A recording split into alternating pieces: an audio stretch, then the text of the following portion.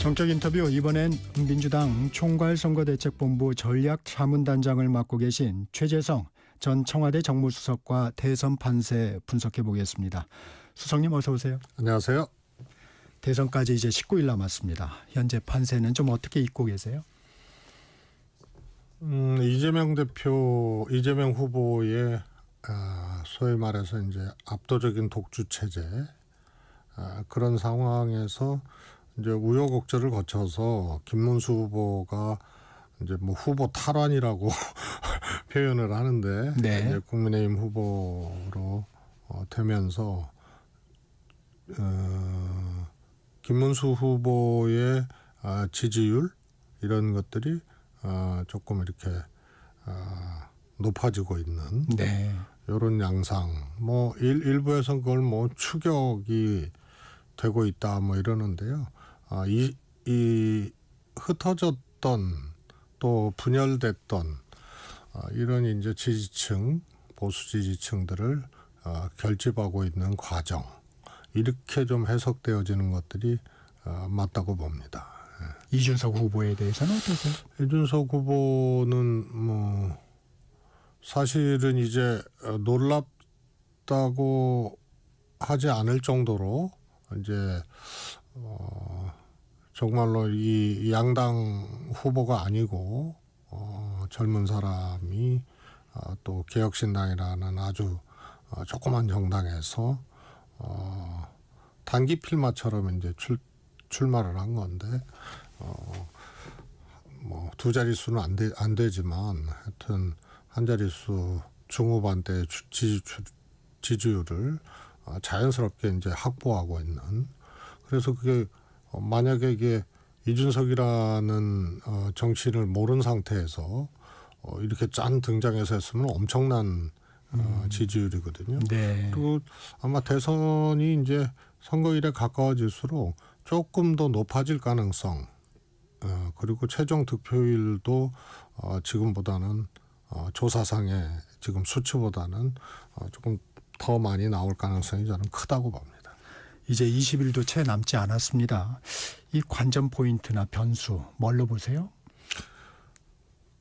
저는 특별한 것이 없는데요. 우선 보수 지층들이 어느 정도까지 이제 결집을 할 거냐. 지금 그동안 과정을 통해서 보면 계엄이 있었죠. 네. 계엄을 둘러싼 국민의힘 내부에 이 시각 차이들이 있었고요. 그 다음에 탄핵에 대한 이제 시각 차이들이 있었고, 네. 그래서 계엄을 반대하고 사실상 탄핵해야 된다라고 주장했던 사람들이 소수파가 돼버리고, 혹은 이제 뭐라 할까요? 대표에서 내려오거나 또 쫓겨나거나 뭐 이런 형태였거든요. 그래서 이런 과정에서 이제 보수층이 분열이 됐는데 이걸 얼마만큼 이제 결집을 시킬 수 있을지 요게 하나 있고요. 하나는 뭐니 해도 김문수, 이준석 소위 이제 단일화 이런 것들이 현실적으로 이루어질 것이냐. 그래서 이루어진다면 그것이 어느 파괴력. 정도의 네. 폭발력을 가질 것이냐. 뭐 이런 두 가지 정도가 변수라고 보여지죠. 단일화 여부에 대해서 이준석 후보는 뭐 강경하게 선을 긋고 있는데, 만약에 지지율이 어떻게 변화하면 단일화에 대한 얘기들이 다시 부각될 수 있을까요? 지지율의 문제가 아니고요. 지금 이준석 후보의 현재 아주 독자적인 이 지지율 이것은요. 양당에서 갖지 못하는 그런 이제 지지층들을 확보를 하고 있는 거거든요. 네. 구체적으로 뭐 20, 30대 남성, 그 다음에 또 꽤 오랜 시간 이제 정치를 한 셈이 됐거든요. 네. 그 다음에 집권여당의 당대표도 했었고, 그래서 국민의힘의 당대표도 했었고, 그러면서 항상 뉴스와 이슈의 중심에 섰던 사람이라서 대선 후보로까지 지지를 보내는 이런 것들이 이제 상당 정도 확보된 그런 케이스거든요. 이게 더 늘어나고 뭐 이런 것이 단일화의 뭐 하나의 이제 촉매제가 되거나 이렇게 보여지지는 않고요. 결국 이준석 후보가 단일화에 응할 수 있는 혹은 단일화의 필요성을 느낄 수 있는 이제 정치적 환경, 이유 이런 것들이 있어야 됐는데 하나도 발견되지가 않아요. 그래서 국민의힘 있다가 이제 쫓겨나다시피 해서 나온 거 아닙니까? 그리고 어렵게 이제 국회의원 됐고 여기까지 일정 정도의 지지율을 가지고 여기까지 온 건데 그러면 단일화에서 이준석 대표가 얻을 수 있는 소득이 뭐냐? 이런 것을 이제 정치적 소득이 뭐냐는 것을 계산을 해봤을 때 이건 뭐 어렵겠구나. 그래서 그런 요인들이 이 단일화 필요성을 이준석 후보가 느낄 수 있는 그런 요인들이 안 보여져요. 그래서 그것은 현실화되기 좀 어려운 거 아닌가 싶습니다. 가정입니다만 만약에 지지율에 좀 변화가 생겨서 김문수 후보와 이준석 후보의 지지율을 합치니까 경쟁력이 있다. 이재명 후보에 대해서. 그런다면 이 논의가 또 다시 불붙지 않을까요? 어떻습니까? 아니 그거는 이제 국민의힘에서 러브콜을 계속 하겠죠. 김문수 후보가. 그런데 우선은 뭐 이거는 네네. 예단입니다만은 단일화 경쟁에서 이길 수 있다. 이런 게 이제 확실하게 담보되지 않으면은 이준석 후보가 단일화해서 후보가 되지 않고 패배했다. 그럼 그 다음에 갈 수 있는 정치적 지점이 뭐냐? 국민의힘 입당하는 거 아니에요? 그런데 국민의힘 입당해서 김문수 후보가 되고 떨어진 후보가 다시 당대표가 나중에 당대표로 소환이 되고 뭐 이러면 거기서 그다음에 김문수 후보에 대해서는 뭐 아시겠지만 이준석 대표 입장에서는 그 동의할 수 없는 또 부분들이 있거든요. 그래서 다시 맨 땅에서 국민의힘 정치를 시작하는 것 말고는 없단 말이에요. 그래서 아마 국민의힘이 조금 더 어려워지고 조금 더 위태로워지고 그래서 다음 지방선거를 치르는데 도저히 안 되겠다. 그리고 국민의힘이 정당으로서 제대로 지금 존립할지 걱정스러운 부분들이 꽤 있잖아요. 그래서 저는 뭐 그게 분당 수준으로 갈 거라고 이제 얘기를 했는데 분당 내지는 분당 수준으로 저게 도저히 그 국민의힘 내부가 정당으로서 정치를 해나가기가 참 어려운 구조가 돼버렸어요. 그러면은 다음 지방선거쯤에서 도저히 이거는 뭐 어렵다 하면은 그때 이제 정치적으로 다시 이준석 대표가 귀환할 수 있는 그런 환경이 만들어질지는 모르겠으나 지금으로서는 그 요인이 안 보여요. 그럼 거꾸로 이준석 후보 지지율이 올라가고 김문수 후보 지지율이 오히려 떨어지고 이래서 단일화해서 이준석 대표가 될 것 같다. 그러면은 김문수 후보가 안 하죠. 그다음에 보수층이 선거에 가까워질수록 분열이나 갈등이나 뭐 여러 가지 문제들을 조금 상당 정도 이렇게 결집을 할 수밖에 없잖아요. 그래서 이준석 대표가 이거 엎어치기를 할 수 있다. 단일화를 해서 이길 수 있다. 그러면은 오히려 단일화 가능성들이 더 적어진다. 희박해지는 거고요. 또 김문수 후보 지지율이 현재보다 더 떨어질 그런 가능성들은 저는 없다고 보고요. 어느 정도까지 보수층이 김문수 후보에게 결집할 것인가의 문제이지 지금보다 떨어지는 문제는 아니거든요. 그래서 정치적 환경이 단일화를 현실화시키기는 좀 어렵지 않나 싶습니다. 수석님이 아까 지지층 문제도 좀 얘기를 해주셨는데 만약에 김문수, 이준석 후보가 단일화를 한다고 그런다면 이준석 후보의 지지층의 표가 김문수 후보에 갈 수 있을까요?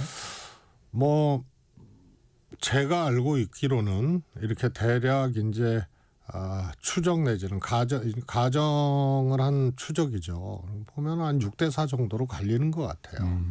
그러니까 그래도 그 단일화 시너지라는 게 있거든요. 이제 뭐 두 가지입니다. 단순 지지율 합산을 하게 되면 이준석 대표 지지율이 100% 가는 게 아니에요. 김문수 후보로 단일화된다 하더라도 보통은 한 60% 정도 이렇게 보여져요. 추적을 해보면. 그러면은 그 산술적인 합산으로 과연 이재명 대표를 이길 수 있느냐. 그게 아니고 단일화 시너지라는 게 있거든요. 이러면은 될 수 있겠네 하고 중도 보수층이 상당 정도 네. 결집을 해주거나 그런데 이번 대선은 아주 특이한 거죠. 보통 대선은 전망적 투표, 인물 투표 이런 이제 경향이 강한데 계엄 탄핵 이런 이제 하여튼 초유의 사태가 특수한 상황에서 치러지는 지금 거니까. 진행형으로 뭐 형사재판 받고 있고 네. 또 이제 민주당에서 얘기하는 내란 세력이 준동했다고 여겨지는 그런 이제 여러 가지 사건들도 있었고 그래서 심판적 요소가 상당히 작동하는 그런 독특한 대선이라고 보여져요. 그러면은 시너지 효과를 볼 수 있겠느냐. 그러면 단순히 두 후보의 지지율 합산 거기 한 60% 정도 가는 거에다 플러스 시너지가 있어야 되는데 이 시너지가 과연 계엄 탄핵 조기 대선 이 국면을 강하게 관통하고 있는 그 기준들을 뛰어넘을 수 있겠느냐.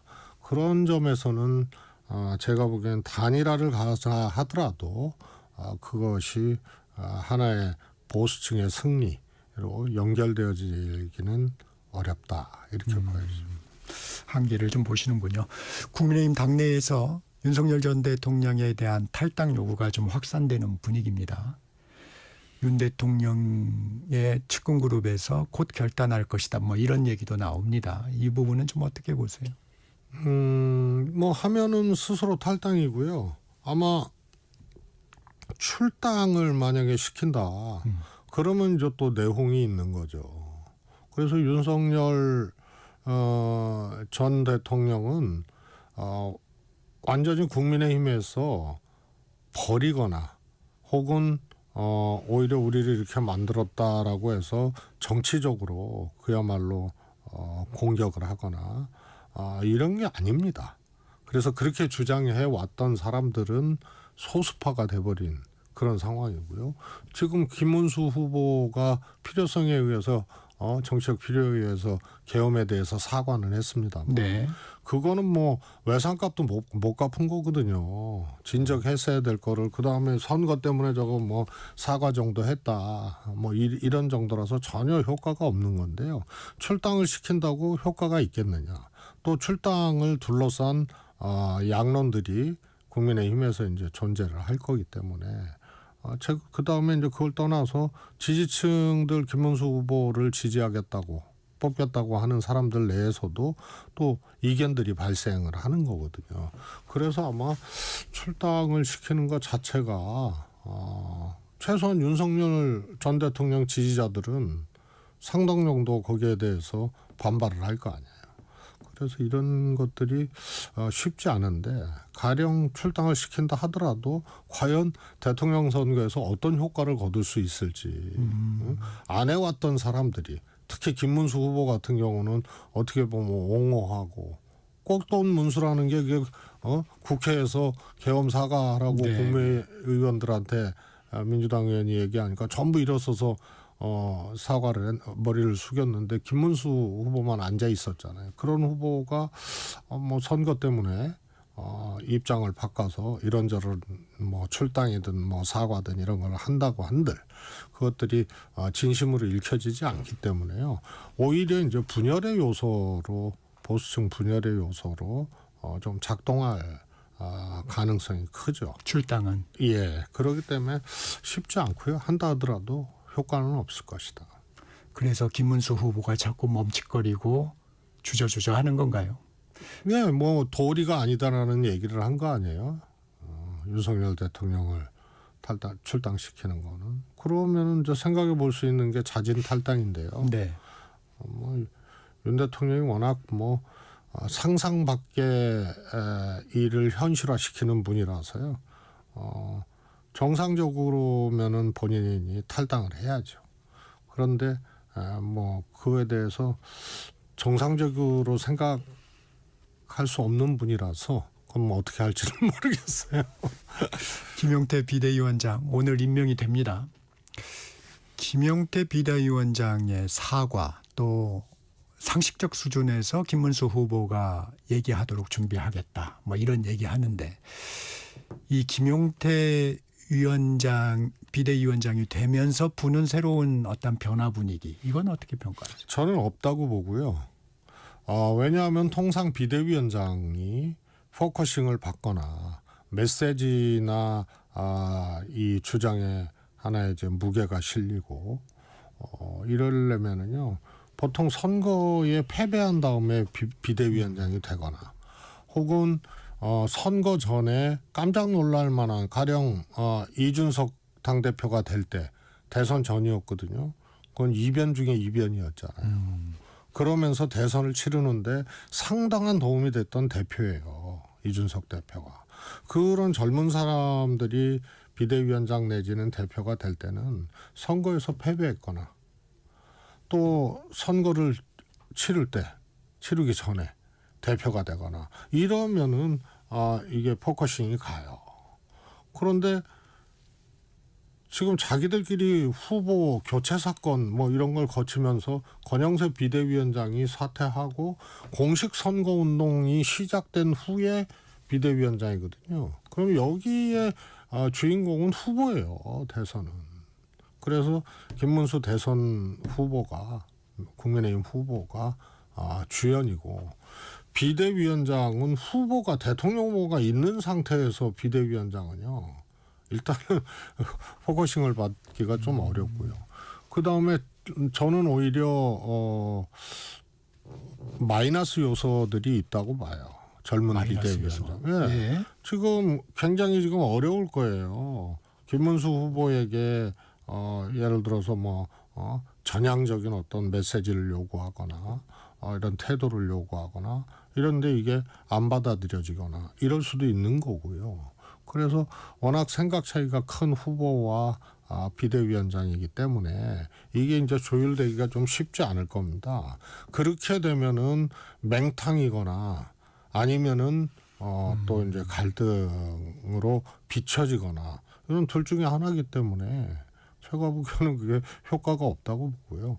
그리고 혁신이나 쇄신이 지금 이 통용되기 어려운 시기죠. 공식 선거운동 시작되고 주인공은 대선 후보고 그러면 비대위원장이 다 끝나고 이제 선거 보름 남은 마당에 와가지고 혁신과 쇄신 얘기하고 메시지 변화를 얘기를 하고 이랬는데 근본적으로 이거는 우리는 완전히 석고대죄하고 완전히 이거 국민들한테 정말 죄송하다고 하고 윤 대통령한테 조치 취하고 뭐 어쩌고 저쩌고 그게 잘 이루어지기도 어려운 환경이고 또 효과도 사실은 그게 발휘하기가 어려운 상황이고요. 그래서 우선 비대위원장이 굉장히 조심스럽잖아요. 근데 원래 김용태 의원이 좀 말을 신중하게 하고 하는 부분도 있어요. 신중하게 해도요. 기본적으로 그래도 비대위원장으로 그 젊은 의원을 발탁한 이유도 그렇고요. 국민의힘하고 완전히 결이 다르잖아요. 그동안 뭐 소위 말해서 윤석열, 김문수 이런 분들의 정치적 내용과 스타일하고 완전히 다른 사람이기 때문에요. 그런데 지금 굉장히 조심하고 있는 거거든요. 이렇게 하겠다 이런 얘기가 아니고 그렇게 후보에게 변화를 요구하는 것을 지금 생각하고 있다. 이런 정도로 한다는 거는 요게 이제 갈등으로 비춰질 수도 있고 아니면 맹탕으로 별 내용 없이 그냥 비대위원장 보름하다 끝나는구나. 이렇게 비춰질 수 있다는 것을 아는 거죠. 왜 발탁했을까요? 그럼 저는 국민의힘이요. 뭐 지금 항상 이제 이변, 깜짝쇼, 땜질 뭐 이런 식으로 하잖아요. 비대위원장 누군가는 해야 되는데 뭐 권성동 원내대표 체제로 그냥 이 대선을 치르자니 명분이 약하고 후보 교체 주요가 아니에요 시도했던. 그래서 저것도 이제 깜짝쇼 일환으로 이제 한 거죠. 그러나 시기로 보나 상황으로 보나 제가 보기에는 뭐 누구를 해도 마찬가지였을 텐데요. 바랬던 그런 깜짝쇼 효과는 사실 나타나기 이제 어려운 거죠. 수석님 보시기에 혹시 이준석 후보와의 단일화를 염두에 두고 한 포석은 아닐까요? 저는 뭐 지나친 거라고 보고요. 예, 개인적인 관계도 사실은 이준석 쫓겨나고 나가고 이런 과정에서 결별을 한 거 아니에요? 김용태 의원도. 그러니까 결이 좀 다르게 된 거고요.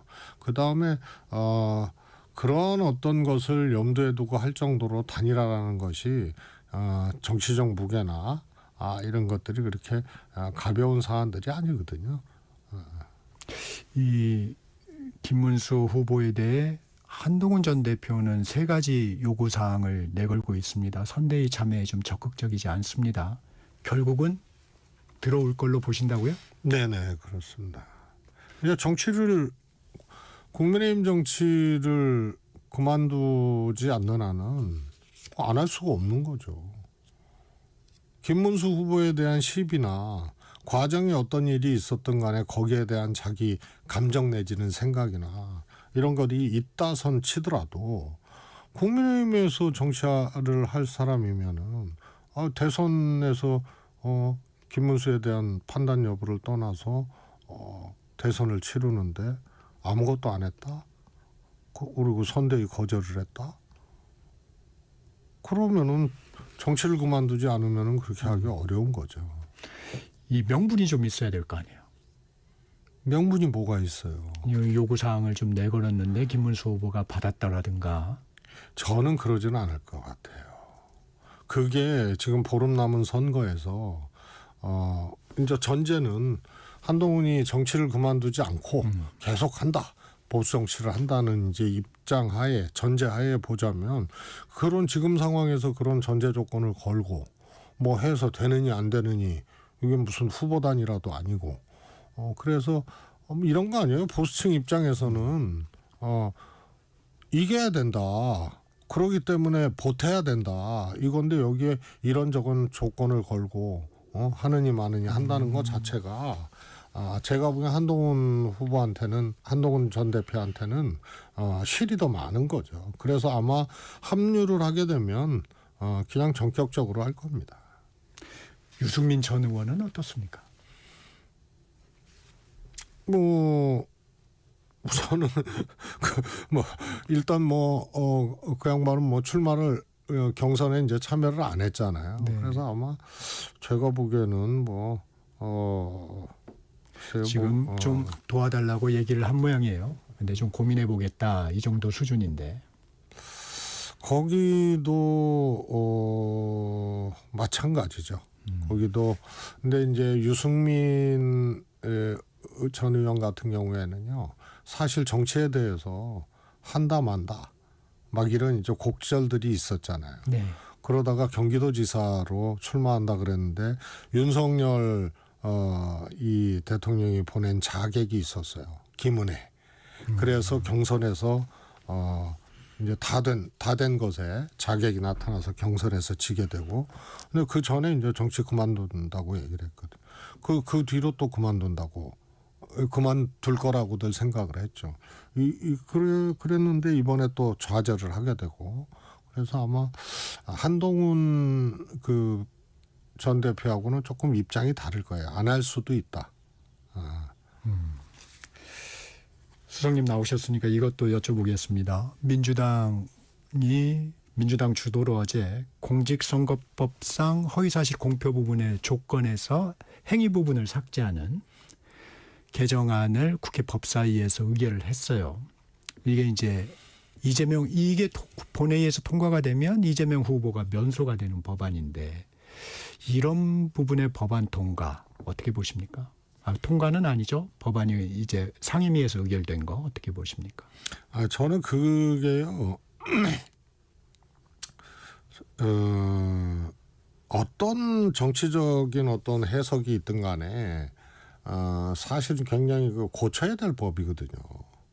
그거는 아마 허위사실 공표 부분이 네. 그거는 이제 정치가 소위 말해서 이제 사법적 판단에 그것도 구체적인 범죄 행위나 금품을 뭐 살포를 했다거나 뭐 이런 게 아니고 말에 대한 거거든요. 그래서 그 예를 들어서 뭐 학력을 위조했다거나 경력을 위조했다거나 뭐 이래서 뭐 당선무효형이 나오거나 그런 거는 저는 뭐 명징하다고 봐요. 그런데 말을 처벌할 수 있다. 그리고 이것을 매번 지금 빈도수도 훨씬 더 많아요. 선거 치르면은 무조건 상대 후보의 말 가지고 허위사실로 걸고 막 이런단 말이에요. 그래서 대체적으로 이번 대법원 판결에서도 소수 의견으로 나왔습니다만 정치인의 입장, 후보자의 입장에서 표현이나 주장에 대해서는 훨씬 더 이제 열어놓고 판결을 해왔던 건데 이번 대법원에서 이례적으로 했다 이런 소수 의견이 있었고 실제로 그렇고요. 이런 것을 처벌하지 않는 나라들이 굉장히 많습니다. 그래서 이거는 언젠가 이제 손 봐야 될 그런 이제 조항이 아닌가 싶고 여기에 대해서는 아마 기존의 이제 보수 정치인들, 국민의힘 정치인들도 그 필요성에 대해서 개정 필요성에 대해서 상당 정도가 느끼고 동감을 하고 있었던 그런 부분이라고 봅니다. 근데 곱지 않는 시선이 있는 건 바로 왜 지금이냐 이제 이거 아닙니까? 또 이재명 대선 후보가 해당이 되는 사항이니까. 저는 뭐 이렇게 봐요. 일단은 대통령과 대통령 선거 과정에서 또 대통령 된 이후에 이재명 대표 개인의 어떤 재판이나 이런 것들은 이루어지지 않는 거 아니에요. 그렇기 때문에 이것을 꼭 그렇게만 해석할 수 없는 부분이죠. 그래서 아마 사법 리스크가 이제 진행이 되고 있거나 그러나 최소한 대선 기간 대통령이 된다면 대통령이 되는 임기까지는 제가 보기엔 진행되지 않는 문제이기 때문에 이걸 그렇게만 해석하기는 어렵고요. 실제로 과정을 보니까 박희승 전 이 판사 출신이죠. 네. 안양지원장 했던 박희승 의원이 그 전부터 준비해 왔던 거더라고요. 그리고 여기에는 여야 정치인들이 상당 정도 이제 공감을 했던 부분들이고요. 그래서 발언들을 쭉 찾아보면은 보수적인 부분들이 이거 문제 있다라고 이 발언을 한 것들도 있습니다. 그래서 이런 게 공교롭게 이제 그렇게 된 것이 아닌가 싶고요. 지금의 저는 오히려 네. 그 전에 네. 막 재판이 진행 중이고 이 1심 유죄 나오고 이랬을 때 이거 개정해야 된다고 막 발의했거든요. 그때 왜 지금이냐라고 저는 문제 제기를 했던 사람이에요. 그런데 재판이 중단되고 대통령이 되면은 임기 때까지는 중단이 되는데 그 마지막 이 털끝만한 의심 이걸 가지고 이 법을 했다 이렇게 해석하는 건 좀 과하죠. 오늘 여기까지 듣겠습니다. 지금까지 최재성 전 청와대 정무수석과 말씀 나눴습니다. 고맙습니다. 감사합니다. 정책시사 2부